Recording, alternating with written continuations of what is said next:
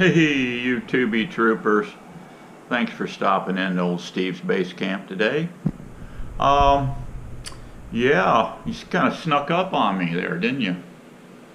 You guys are getting pretty good sneaking up on old Steve, though, because not many people can do it. But, yeah, you guys are getting better at it.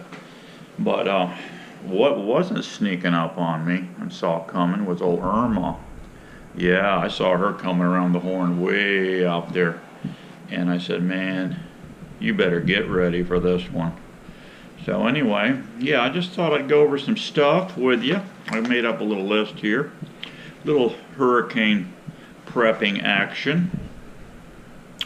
And I guess the first thing, I went out and looked at all my camping stuff, and I said, this may turn into a third world country here. You better get it together here and get your supplies ready. So I guess, went out and looked at my camping gear, and I said, what can we utilize here? What's going on? Because I was going to hole up here, regardless. They said it was going to come up the East Coast over there, and I said, well, that'll be good. I'm on the good side of this thing. And then we got down to the wire, and this thing looked like it's coming through my flipping living room. So I said, well, the wife was all puckered up. She wanted to leave Dodge and get on a plane and go to Michigan. We got people up there. And I said, that was like on a Tuesday when she was thinking of that, Tuesday before the storm. And I said, well, go out online, see what the tickets are. She said, she goes out there and she saw the 300 and some bucks a piece. She said, that's ridiculous. I said, I don't think so. What do you think it's going to cost to drive to Michigan? And then she said, yeah, I guess you're right. I said, well, if you want to, I said, I can slap the hurricane shutter boards in these windows on Wednesday, and we'll get on that plane Thursday and go. Then she saw the next report. Well, it's going up the right, east side. I think we're going to be fine, and so forth. Well, as it went on, yeah, she got really puckered up, as we all did on this deal. And anyway, so it came down to, well, we're going to hole up. So, yeah. So anyway, I said, let's get it together here. So I guess first thing on my list is headlamps. So when the lights go out, because we were out for 86 hours with no power. And luckily, we would have still been out today. Here, this is Friday. We would have still been out today. But my neighbor, he works for the county, and he had connections with, he knew a guy at the power company. So he called him up, and he said, I know you got a lot on your plate. Is there any way you can look into my situation over here? Because, of course, they were running around hitting the main stuff, and everybody else back in the woods. Like, there's 3 of us down way back in the woods here. I mean, we're like 700 feet off of the main road and all. So we're the kind of people that's going to get hit last, with power. So anyway, he knew this guy, the supervisor. He called him up. He said, what's the chance of looking into my deal? He said, real good. What's your address? And he told him. He said, I'll get somebody right on it. So if it wasn't for my neighbor Ed over here, I'd probably still be without power. So anyway, the first thing I think we need to be talking about here, I made a little list, is headlamps. Now, I use these things all the time, hunting, fishing, camping. When I'm out on the flounder boat, I got one of these on my head. It's got a little, one way is high, one way's high, and then the other way's low, and I just usually use this thing on low. It's an Energizer. It's got it ratchets. It's really light. This is the ones you want, guys, the really light ones, because them other ones are just too heavy. And in this thing, you don't even feel like it's on your head. So get a couple, 3 of those. Get plenty of AAA batteries. Okay, they last a long time. So yeah, you want something to cook your coffee in. Now, I've been playing with these hobo stoves. This one was actually given to me. This is out of a beer bottle. This was made from a beer bottle. It takes denatured alcohol to fire these things. And yeah, one of my mullet fishing buddies down there, he was making a lot of these. He said he was drinking cases and cases of beer and giving these things to everybody. And he made me one. He made a mistake and he pop riveted it together, so I got one of his malfunction gimmicks, but it works great. And so I got to look at, I use this Seafoam quite a bit, not all the time. I mean, once in a while I'll throw in a can of this. I always use this in my outboard fuel. I run non-ethanol, by the way, in all my small engines, and I add a little of this Seafoam. And I got to looking at this can, and it's a steel can. I thought it was aluminum, but this is actually a steel can. And yeah, I looked at that thing and I said, it's got a concave bottom. I said, you know, this one kind of had just a slight bottom on it. And I thought, you know, I bet I can make a hobo stove out of that. And so here it is. Here's the hobo stove that I made. And this thing works a lot better than that one for the simple fact it's larger, holds a little bit more fuel. And this is the thing I used for 3 days warming up my coffee. Actually, I cooked breakfast. I cooked sausage and eggs on this thing one morning. But mainly, all I wanted to use this for was for making coffee. And what I did, I got a Bunn coffee maker. So I used the filter part of it and stuck a filter paper in it, put my coffee in it, and set it on a large mug. And then I just poured my hot water into that. But this is what I was using to heat my water on a tea kettle. And I'm going to demo this thing for you so you can see how it works. Because I'll tell you what, this is a cool tool right here. And I use this for camping if I'm out hunting in the woods and on a cold day or whatever. I'll take a few tea bags with me. This thing goes right in a little fanny pack. And I got a little bottle of fuel I keep. You got to make sure it's a good fuel with no leakage. And you just take a little grill lighter with you and tune this up. Now let me give you the measurements on this thing, you know, in case you want to build one. And so this is this whole thing is only 2 inches tall. 2 inches tall. You just cut it off the bottom portion. What you're going to do after you use this thing, you're going to pop this plastic portion off of there, because you're going to use a portion of this only actually from the very top here, top lip in. It's about 1.5 inches is what this is. This is 2 inch tall, but this is concaved here, and so this inner portion, which is the neck of this bottle, is going in here, see? And so, but you need these holes in here, and these holes are basically 5/8 inch, 5/8 from this lip to the center of this hole. And the way you lay this out is, you take a Sharpie, and you're gonna first of all cut this can off at the 2 inch height. So what you're gonna do is get something 2 inches tall, and you're gonna stick it on there like so on the bench, and put the Sharpie up next to this container like so. Say this is at the 2 inch mark, and you're gonna hold the Sharpie steady, and you're gonna rotate this can just like this. Okay?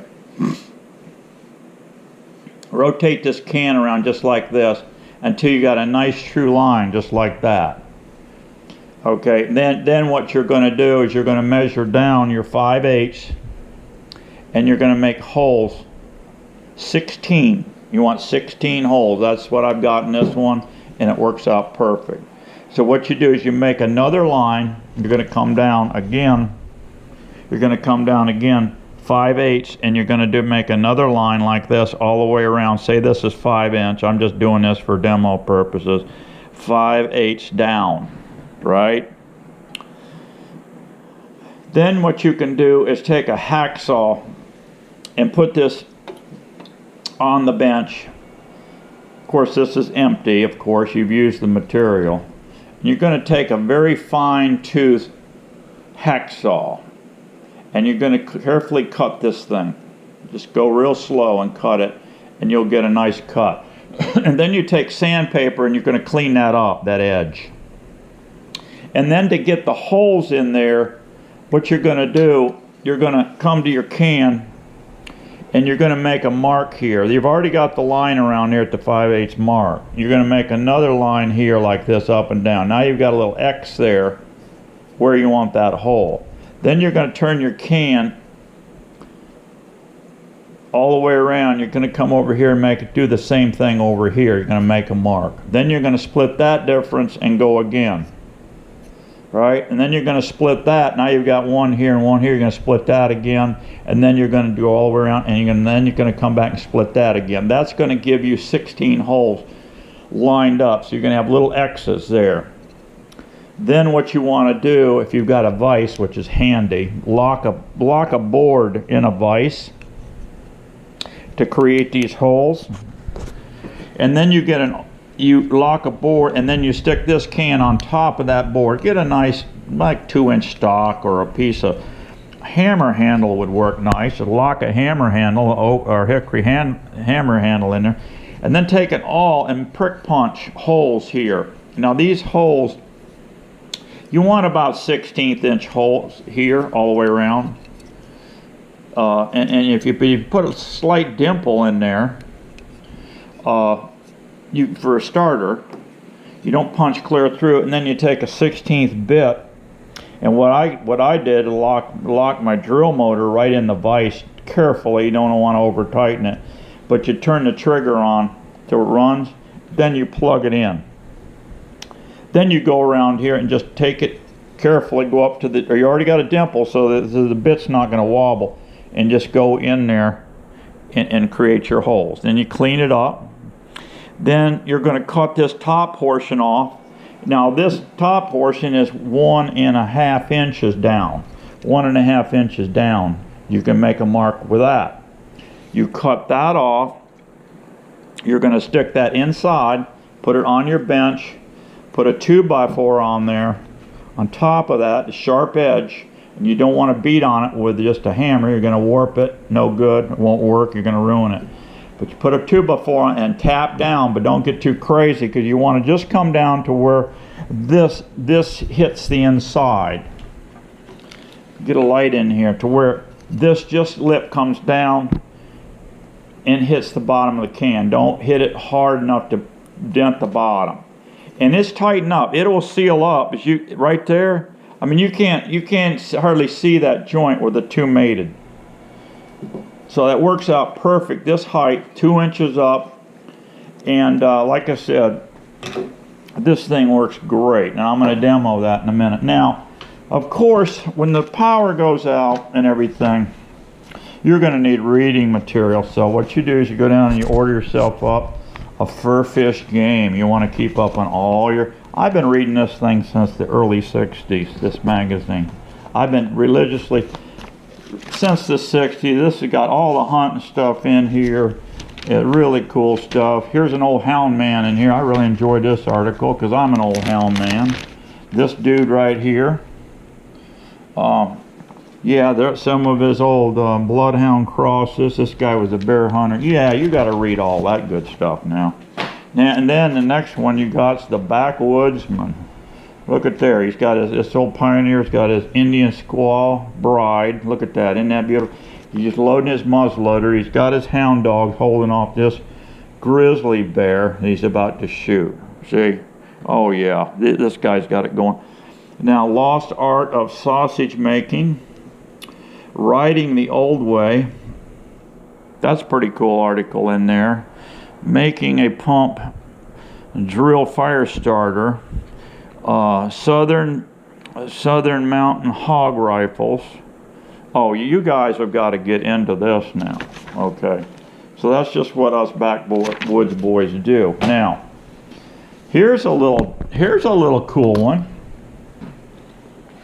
This thing, I built this years ago for camping, and all this is a tomato can, cut a little piece of wood, drilled through, put the bolt through the can, and it had a kind of a long stud on it. I had some extra hydraulic cement in the shop, and then I had some flashing material, this shiny flashing material you see on the inside. I bent a piece of that and dropped it in on the bottom, and then I mixed up my hydraulic cement really soupy, and I just teaspooned it in here, and I tapped it and leveled it. Let that dude set for 24 hours. It came back. Now you take a tea light and put in there. I use this camping and stuff, but this thing worked out great for the hurricanes. And yeah, you just I got a fan running over here, and that's the next thing I'm going to show you, the fan deal. So it's blowing my candle a little bit. But look at that dude right there. Now that thing, your night light, okay, safe. It's got weight to it, so you're not going to tip the can over and burn the house down. And the beauty of it is, you can sit there and put a cup of coffee on top and keep it warm. So yeah, that's a little trick there. So you want your batteries. Get your batteries, get these lights going, get them big fat Christmas candles, get a bunch of those happening. These tea lights you get at the dollar store for this contraption here. These things burn about, I don't know, I'm thinking 2.5 to 3 hours. Yeah, they're cheap, $1 and you get a whole bunch of them. Stuff you need to stockpile, okay? I want to show you this cool trick. Now this, if you go out and look at my vaporizer on the Beehive vaporizer deal, this fan right here is what kept me alive. I'll tell you what, we're like living in the Congo down here in Florida, and the power's out. I set this on a nightstand, this little fan, I turned it on low. This is the battery out of my Catfish gigging boat. I've got 2 of these. They're heavy duty trolling batteries. Now you could do this with a car battery, but what you do is you go down to Harbor Freight and get you one of these Syntex. This Syntex is a 400 water. This is all you need for this little fan, and it makes a little soft noise. It doesn't bother you. It's even got a port to charge up. I could charge up this camera with this thing right there. It's got 2 ports. It's got an off-on switch, gator clips. I ran this thing for 3 days. This thing here never ran out of juice. I'm still running it. This thing is beautiful. You got to have one of these. So get one of those, or get 2 of them. They're only $24 and change on sale. So yeah, get that going on. Now this is the beauty here. Oh, what am I drinking here today? This stuff here. Oh man. Man, is that a good tea, guys. Get you some of this stuff. Tulsi tea. Stress relief. Hey, you might need that during a hurricane, huh? And energizing. Caffeine free. Holy basil, it's called. Beautiful stuff. Now here's something beautiful. This is what I call this thing, the Trapper Crapper. As a matter of fact, I got a bucket out there that says Trapper Crapper on it. All it is a 5-gallon bucket with a garbage bag in it. This thing here, a piece of plywood, 3/4. I use this for camping, but I told the wife, I said, you know what, we're going to be camping here with this hurricane because this power is going out, and I've only got 1 generator, and we're going to be using it for the fridge. So guess what, you're not going to have any water, but I'll tell you the water situation in a minute. But I had this that I built, 3/4. I just laid this I made a template. Actually, I had a piece of paper. I laid a template on a toilet seat, and I made a template. I went out and put it on the plywood. I cut it out, and actually a reciprocating saw. I didn't even use a nice, one of those other saws. I used a reciprocating tiger saw to cut this thing out. I had this yoga mat, so I cemented that on.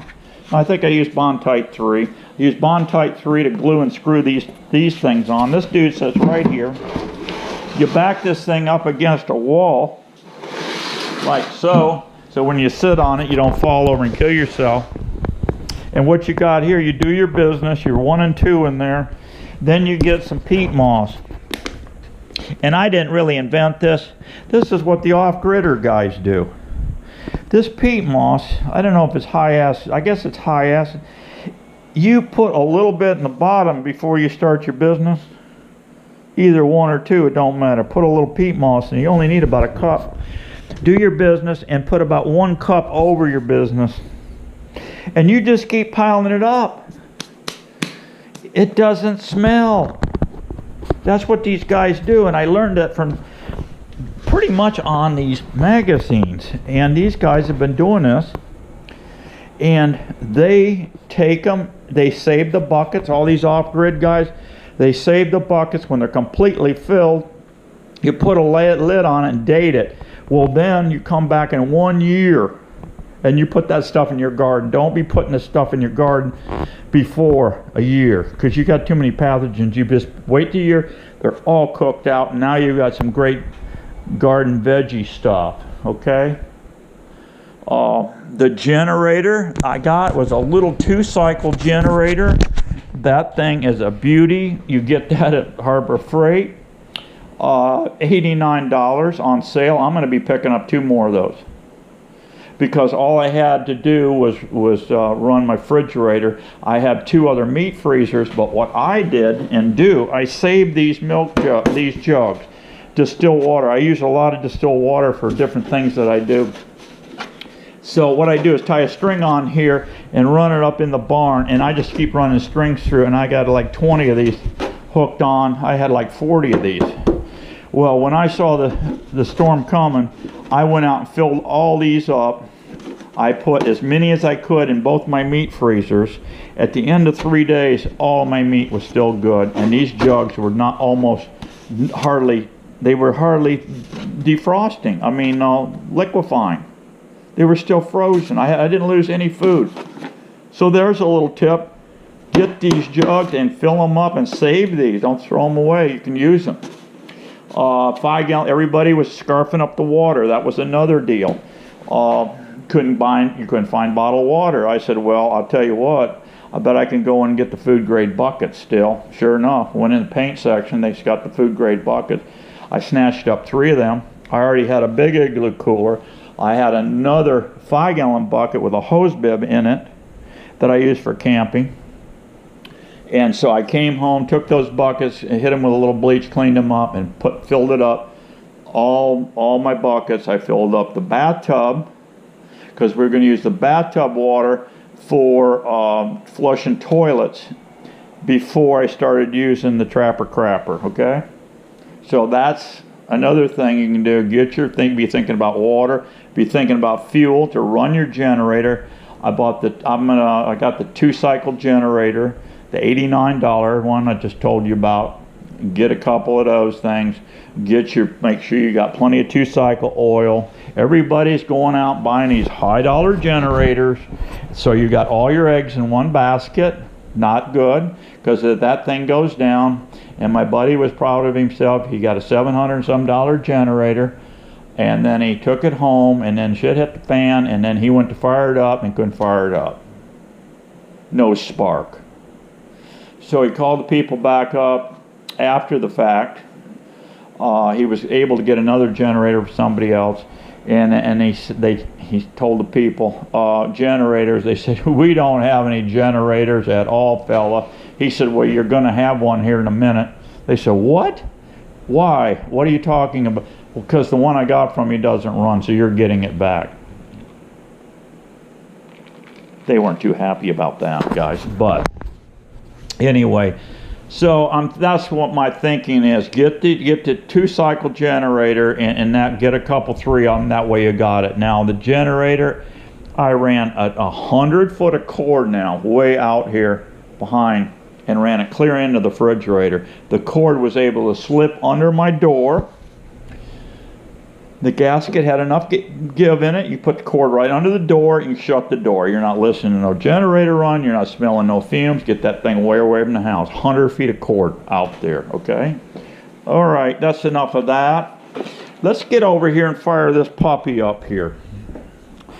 You guys may like this. I don't know. Now, what you want to do, be careful. This stuff, denatured alcohol, is extremely flammable. You can even clean windows with this stuff, it says. Now, to fill this, I'm going to fill this up to right about here. Right about there. You don't want to get too high in the holes, it's going to be running on the hole. But when you go to fill this thing, a safety precaution, put this thing on a paper towel. Okay? I got a fan running here. I want to shut this fan off. I don't need that running.